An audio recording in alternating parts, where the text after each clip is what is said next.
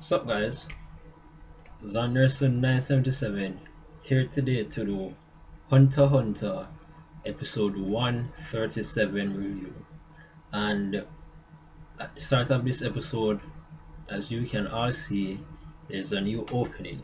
Hence, you know we are in a new arc or a mini arc currently, if you want to call it that, which appears to be this whole election turnout with the Zodiac 12s and the whole Hunter Association. Now I have to say that the new opening that I see, I like it pretty much.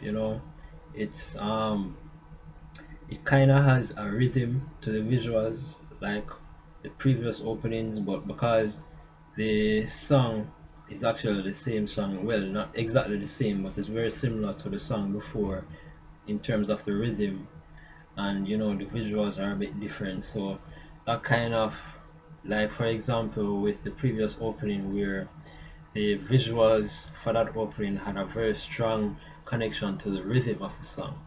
you know this one, it still has a somewhat of a connection, but it's not that strong with the rhythm of the song. But regardless, I still thought it was a very good opening. I liked it pretty much. And so we're headway along into this new arc. And from the beginning of this episode, we see each of the individual members of the Zodiac gets introduced, and it seems to be that for each member of the Zodiac, they each have a type of animal that is symbolized, and they actually symbolize it down to their, um, in some cases, personality, and even, at least in terms of their physical appearance, how they dress, how they present themselves. I mean, some of them look exactly like the animals that they appear to be representing, and I find that very funny. I find that interesting, and that's probably a hint at some of their abilities as well. That these 12 hunters that are called the Zodiacs, right? Which are basically in charge now since Netero is no longer around, since he's resigned as chairman. They're the one who is in charge of organizing the new election to elect the new chairman, the 13th chairman. So, I like that pretty much. That's original, and it's witty and funny at the same time. So, um, initially, at the beginning of the episode, what I want to talk about is who I want to talk about is Ging Freaks. I mean, this guy, yes, he's a real freak. He's on a whole nother level, right? To think that 2 days before, as we see in this episode, 2 days before this whole election criteria played out and actually came about, he actually pretty much preconceived how everything would happen before it actually happened, and he gave Beans, his instructions for what to do and what to follow, and he would give his reasons why he would actually do certain things. Like for example, when for his paper, when it's written, the 4 rules that he wrote, which are pretty much very much acceptable for most of the members, he figured that that would be the case. But the fifth rule, the reason why he wrote that rule was he knew that everyone would object to that rule, and in the effect of them focusing on the fifth rule of him being a chairman, and then he's saying like, okay, if you guys don't like it, fine, I'll take that rule off. He knew that in doing it that way, that would give him more leverage for them to rather accept the other four given rules, which are pretty much acceptable at that point. So I mean, this guy, intelligence wise, his cognitive ability is very impressive. You know, he 2 days before this all went down, he knew exactly how it would play out. He knew that Chill will make certain suggestions, and he knew that what one of the members, I think Spooky, would disagree against her. He knew about everyone's own disposition and their stance about what they would like, would not like, and what they would be willing to agree with, and he came up with all of that before it happened. So he actually turned out to be the real mastermind of this current election that we see unfold in this episode. He turns out to be the mastermind, and I have to say that that's very impressive from an intelligence and cognitive ability standpoint. He's way above everyone else in the zodiac, as we can see. And I can bet you that it's not just in terms of intelligence that he is superior. He also has superior fighting ability as well. Very impressive.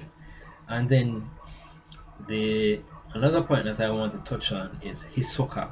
Hisoka finally returns in Hunter x Hunter after so long. He's been missing basically throughout the whole Chimera and arc. Yeah, he basically wasn't around in terms of the action and what was going on. And that's for very good reasons. He was chasing after Prolo, as was revealed in this episode. So Hisoka is back, and as for Hisoka being back, what is his main motives? His main motives are he wants to fight someone strong, and so he comes up acting like he's going to vote, but instead, what he's actually doing is he's checking out each member of the Zodiac, probably checking out their strengths. Because in this episode, we see him looking at each member, the tiger-looking guy, this big bear-looking guy, and this um kind of horse-looking girl, right? Three of them were there at the ballots, collecting the ballots, as for, that's part of their duties currently, because there has to be members of the Zodiac there to confirm the vote and to confirm each person's identity. So three of them were there, doing their duty, collecting the ballots and making sure the identification of everybody is accounted for, and Hisoka shows up. And upon having small talk with them, he's actually checking them out. He's supposedly assigning strength points to each of them. I think the one who got the most points was the big guy, then the tiger guy, and the one who got the least was the kind of small, mouse-looking girl. And he's there, um, saying that he wants to talk to Jin, but then he was told that Jin says that he won't be back for a while, so he actually went out over to one of the seats, sitting there, and the tiger-looking guy got annoyed, but he was there checking out everyone else and assigning strength points, if you want to call it that, to everyone, assessing who is strong enough or worthy enough to fight him. And he basically says that for even the rest of the pro hunters, they're not up to his level.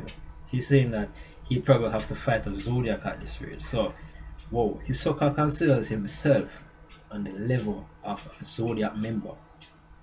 That's pretty that's pretty impressive, to say the least. It's Zodiacs, right? These are the top hunters in the entire Hunter Association. At least the top 12 hunters in the entire Hunter Association. He's comparing himself along the likes of those. These guys have double and triple hunter licenses. These no triple are double star and triple star hunter licenses. These guys are no joke. And he seems to set his sights on Gin Freaks, right? It was actually stated by Netero in the Chimera and Arc that Gin Freaks is undoubtedly one of the top 5 NEN users in the world, and I'm pretty confident in saying that Gin Freaks is probably either number 1 or number 2. He's in the top 3, no doubt about it. Gin Freaks, unless proven otherwise, I know that he's in the top 3. Netero stated that Ging is in the top 5 NEN users in the entire world, and Hisoka wants to set his sights on someone like him, right? And then, when Hisoka was there watching everybody, assessing everybody, all of a sudden we see this needle face looking guy show up, which happens to be Illumi, Killua's older brother, and he says 95. So it's hinted that when he said 95, he was actually referring to Illumi's presence. When he picked up that presence, he gave off that readout of someone being that strong. So that's very interesting. Well, Illumi is a Zoldyck, and we know that the Zoldycks are pretty much Pax family in terms of strength and abilities. They are assassin family, even though not all of them are necessarily in hunters, quote unquote hunters, but they're assassins, all of them. So not too surprised. Well, somewhat surprised that he would actually be strong, and actually stronger than those 3 Zodiac members that Hisoka was checking out. But that's impressive nonetheless, and props to Illumine. So he's there, and him and Illumine, they went up to the roof, and they're talking, and Illumine gives him the lowdown and tells him, the most recent events about what's happened. Tells him that, while he was chasing Crollo, there was this whole big issue with Trayman Netero, with basically the Hunter Association versus the Chimera Ants. And Trayman Netero gave his life fighting the Chimera Ant leader, and he was saying that, Hisoka could have been in on the action if he wasn't chasing after Crollo, which is true, and that would have been pretty interesting to see just how strong or how much of a threat Hisoka would be in relation to the Chimera Ants, because we know that those Chimera Ants, especially the Royal Guard members, they aren't any joke. They are powerful, pretty powerful. So it would have been interesting to see how Hisoka will face off against them, to see where his strength lies in relation to those, in relation to their strength. So he basically lets Hisoka know that Gon is also in critical condition, and Killua is on his way to their father. So okay, so it's revealed that Killua is his way to Silver, his father, probably to ask him about something, and he also says something that's very surprising as well. That since, well, we know that Gon's life is in danger because he's in critical condition, but he also says that Killua's life is in danger. So Killua is in danger because he wants to talk with Silver. I'm not too sure I really understand why that would be the case, but maybe in the next episode we get to see how everything turns out. But overall, I believe it was a good episode of Hunter x Hunter. I liked it pretty much. I like that Hisoka is back. I like the new opening.